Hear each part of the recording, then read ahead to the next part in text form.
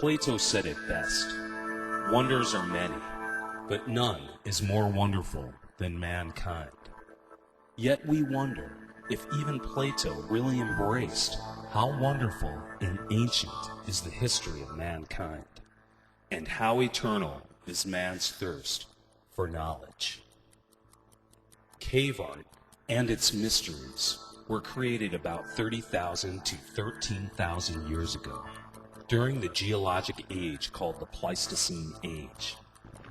The Pleistocene Age is characterized by the rise and then the recession of continental ice sheets. It is also characterized by the appearance of Homo sapiens, or man. Cave paintings were made by a precursor of our species. That species is called Cro-Magnons, and they existed in Europe approximately 30,000 years ago. The Cro-Magnons became extinct about 10,000 years ago when our species appeared. We are called Homo sapiens sapiens. Whether we are an evolved form of Cro-Magnon or an entirely different species is not known for sure. Before the Pleistocene Ice Age changed the climate of Europe, that continent teemed with animals similar to Africa. 30,000 to 13,000 years ago, these animals were painted on cave walls. Let's go see them in the Chauvet Cave in France. Deep inside, past the stalactites dripping down from above, and the stalagmites growing up from below. So turn on your flashlight and let's go down. Here are painted herds of lions, rhinoceros, hyenas, giraffes, ibex, panthers, hippopotami, and many other animals such as bears, bison, aurochs, reindeer, and most important of all, man himself. All are gone now, the herds of wild animals and the cavemen. All that remains is the legacy of art. Man and animal locked together forever in magnificent testaments of their existence on cave walls. Who was the caveman? As we have said, the Cro-Magnon was the caveman. When he first appeared, he painted the cave walls, which are his legacy to us. He became extinct when our species appeared about 10,000 years ago. However, the disquieting possibility exists that we may have helped extinct him. On both sides of the Pyrenees, the mountain chain which separates France from Spain, there are deep caves like cavities in the teeth of the mountains, and these are drilled and filled with the art treasures of Pleistocene Age cavemen. There are approximately 150 caves caused by the erosion of limestone by water. We shall explore 3 of the most important of them.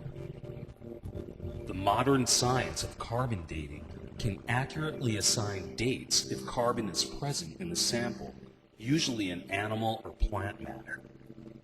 The Altamira cave in Spain is 13,000 years old and was discovered in 1880. The Lascaux cave in France is 17,000 years old and was discovered in 1940 by 4 French teenagers. The Chauvet cave, also in France, is 30,000 years old and was discovered as recently as 1994.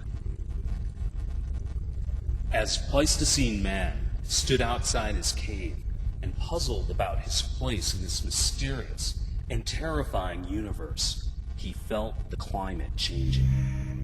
It was becoming colder. The Ice Age had begun, and he had sought understanding in the heavens for this life-threatening change in the climate. Cro-Magnon man studied the stars, such as the 6 bright stars in the Pleiades constellation. He went deep inside the protective cave and took a burned stick from his fire and dotted the wall to mark these distant magic stars to bring them closer to him.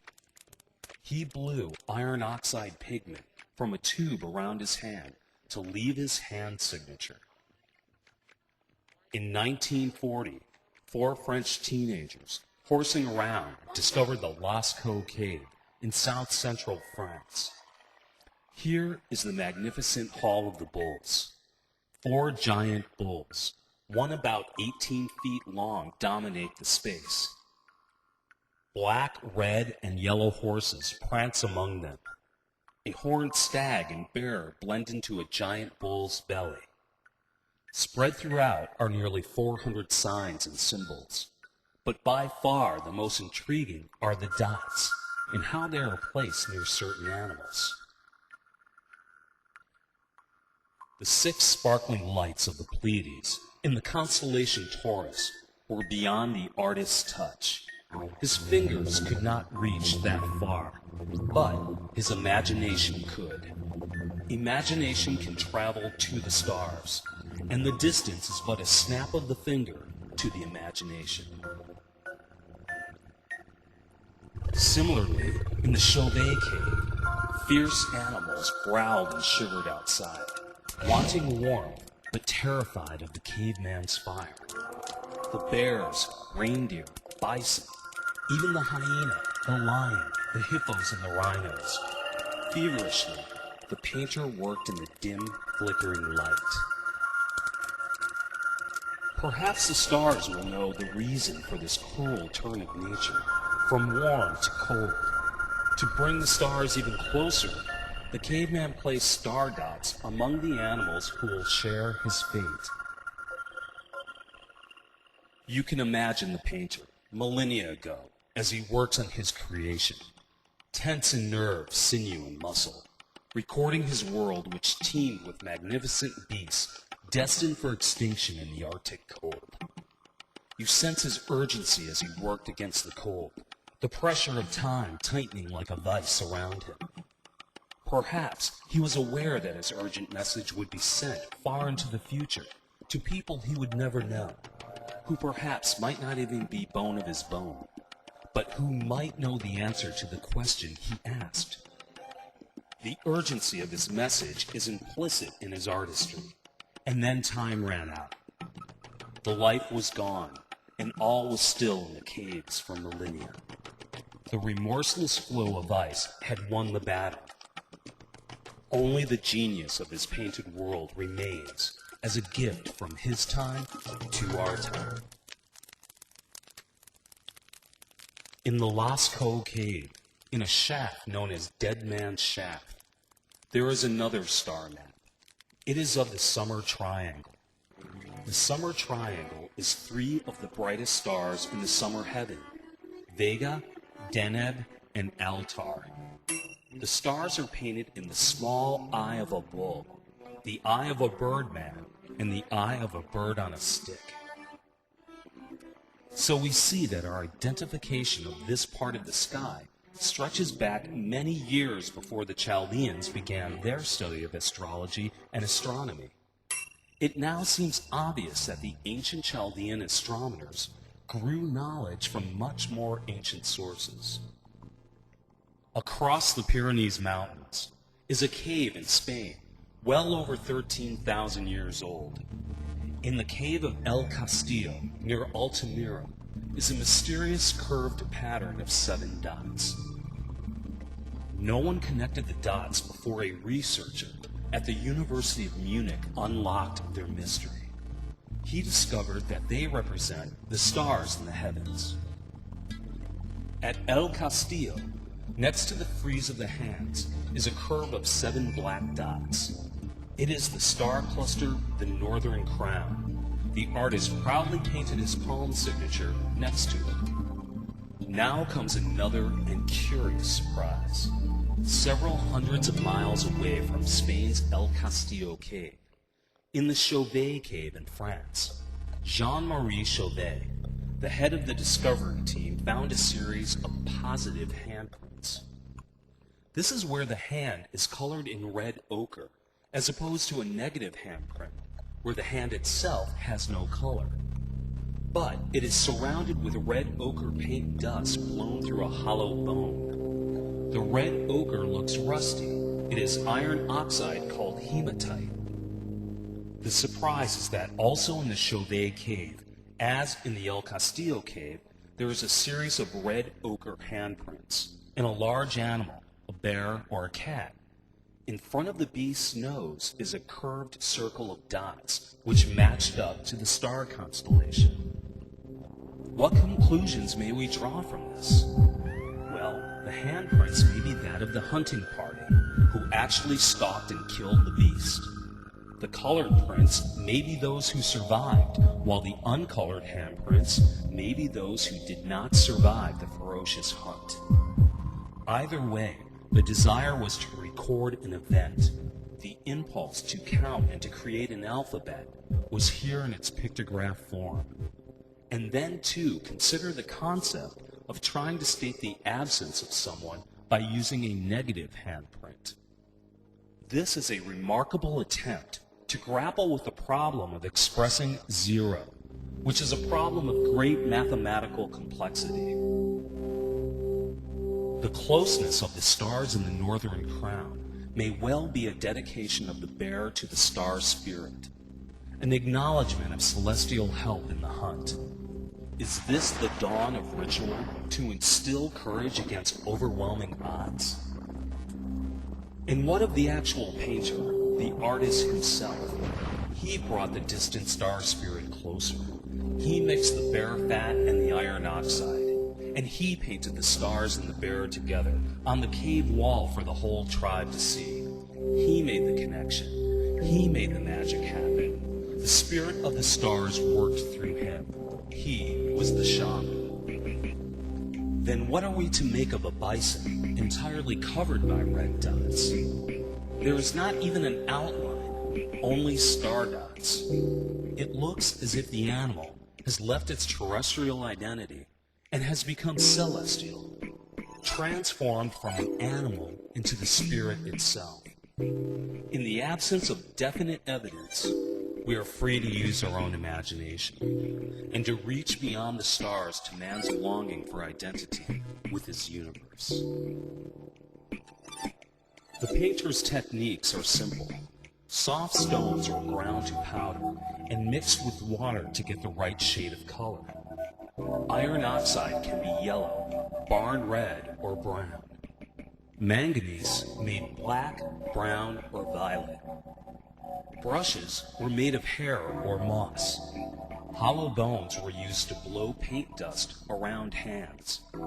Worn-down scrapers were found to show how they engraved the cave wall, then colored the inside of the engraved figure. The painters used several techniques to make perspective and to see depth. Here in the Hall of the Bears at Chauvet, the head of a cave bear is shadowed carefully to present depth. Now notice the natural contour of the rock is used to show the bear's front paw in sculptural relief. Pleistocene painters at the Lascaux cave also created a feeling of depth by making a space between the body and the limbs, which tricked the eye into a feeling of 3D. It looks like one bison is in front of the other one. Whereas in the Chauvet cave, two rhinoceri duel in front of a panel of wary horses and aurochs. The depth in the painting is clear, and so is the energy and the passion of the moment. And here, see the frightened horses as they are surrounded by the hungry female lions. But then take notice of the care one artist had for another artist's work. The horse's head comes right through the lion's belly without erasing it. Some animal portraits use the contours of the cave wall, such as the eye of a horse in Lascaux. An embedded bit of calcite mineral makes the horse's eye glow. The style of many animals present the body from the side, but the head is turned, and the hooves are seen in the front view, all on the very same animal. This sophisticated technique of twisted perspective gives a feeling of motion and energy. Renaissance painters call this technique contrapposto. They thought they invented it. An evolving technique of perspective is clear in the lion panel at Chauvet. A series of lions and rhinos recede from each other in perspective, and two lions stalk a bison who presents a side view. But the head is turned frontal, and the charcoal becomes less distinct in the distance. However, for the masterpiece of masterpieces of cave art, we must go deep into the dark cave in Altamira, Spain. Deep inside is a passage called the Horse's Tail. There is the bowed bison. The animal is painted on a projection in the rock ceiling. The painter adopted the figure of the bison to the projected embossment in the rock, but without sacrificing the bison's proportions. It crouches here for all eternity, coiled to lunge at any second. The powerful force is ready to charge. The bowed bison is a work of surpassing genius.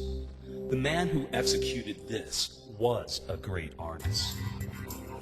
We will have to revise Plato and say wonders are many, but none is more wonderful than Cro-Magnon man.